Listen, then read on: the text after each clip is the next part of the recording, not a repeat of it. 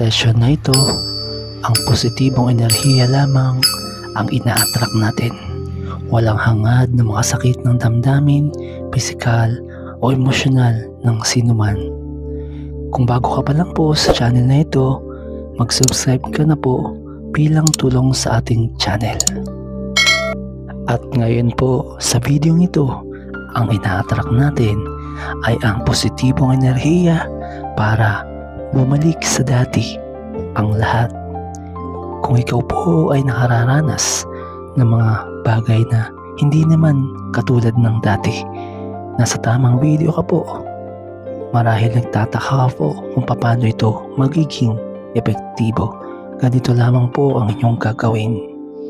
Habang nakikinig po kayo sa musika na tumutugtog, doon mo na po sabihin ang iyong kahilingan at isama nyo na po ang ating ina-attract sa video ito na positibong enerhiya para bumalik sa dati ang lahat. Makapangyarihan po ang ating isipan, ang ating bibig, ang ating mga ginagawa. Kaya po sa video ito, sa pamamagitan ng positive energy na ina-attract natin sa tulong ng universe, ng tadhana at ng makapangyarihang nasa itaas, ito ay ating ikine-claim. Sabihin niyo po, I claim it, I claim it, I claim it, matutupad. Huwag po kayong gagamit ng salitang sana, napaka-negatibo po nun. Sa halip, sabihin niyo po, I claim it, matutupad.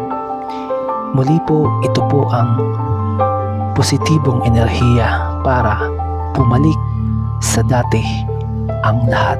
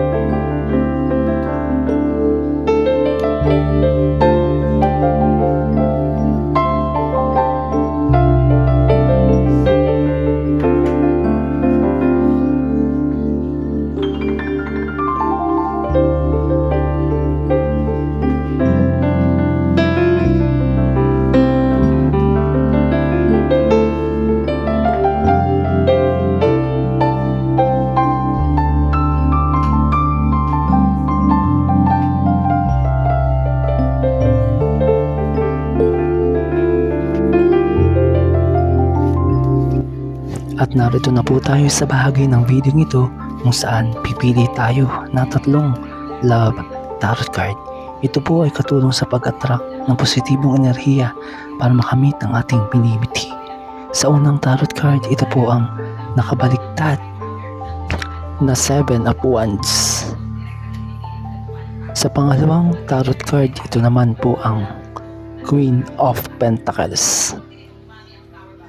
At sa pangatlong tarot card, ito naman po ang Page of Pentacles na nakabaliktad din. Sinasabi po, pinapahiwatig ng mga tarot card. Sa unang tarot card, yung nakabaliktad na 7 of Wands, pinapakita po nito na kung ano yung katatayuan mo ngayon, yung pinagdadaanan mo, yung bighati, yung hirap, yung sakit na meron ka ngayon, mababaliktad po yun sa pagiging maayos na. At yung pangalawang tarot card naman po, yung Queen of Pentacles, yun po yung sumasagisag sa iyo, yung humahawak ng star na bilog, ang Queen of Pentacles. Ibig sabihin po, nasa kamay mo na ngayon ang pagbabago. may pagbabagong mangyayari at magiging maayos na ang lahat. Kung ano man yung pinagdadaanan mo na talaga namang kinakahirap mo, kinakasakit ng loob mo, mababaliktad na yan at mapapalitan ng babalik na sa dati ang lahat sa inyong dalawa o kung anumang sitwasyon meron ka po. Inuulit ko po, mababaliktad ang lahat. Kung masama yung pinagdadaanan mo ngayon, magiging maayos, mabuti na ang pagdadaanan mo. Yun po ang sinasabi ng mga tarot cards. Babalik na sa dati ang lahat. At patuloy lamang po kayong sumuporta sa ating channel nang sa gayon patuloy po tayong makapag-upload ng mga bagong video. Maraming salamat po sa inyong walang sawang pagsuporta. God bless po sa inyong lahat.